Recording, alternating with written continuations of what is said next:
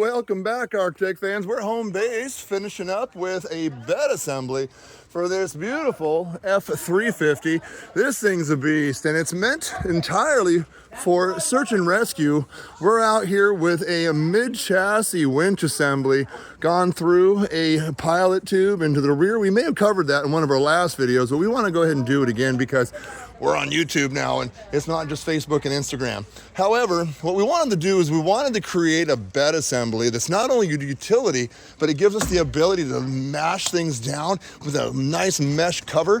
What we've done is, because of the winch, we've relocated the tank assembly. For now, we're just doing this. It's probably gonna get a fuel cell later, but for now, this is what we're rolling with. It's got the airbags, but what we've done is we've created a flatbed frame here.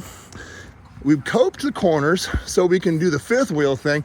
So when we're doing lots of leisure stuff with the RV, it doubles as a tow rig. Now, what we've done is we've lifted it up because these springs give this thing a fair amount of travel, and we didn't want this getting too close. Now, you're probably thinking that's a little close already, but what it's actually gonna get some more springs, and it's gonna lift it up quite a bit further. So for now, we got about 3 inches of height. We've integrated everything on the chassis, so there's no drilling or welding on the chassis. DOT doesn't like you doing that. And besides, even if you get into the chassis in a spot where you can weld it and drill it, we wanna try and integrate with the factory holes as much as possible. So we've taken this 3x3 square tube, we've done a bias, we've planed the top, we've lifted the perimeter. At some point, we're gonna come in here and do a cross member to give it a little more strength, and then it's probably gonna get an expanded steel top or wood. We haven't decided yet.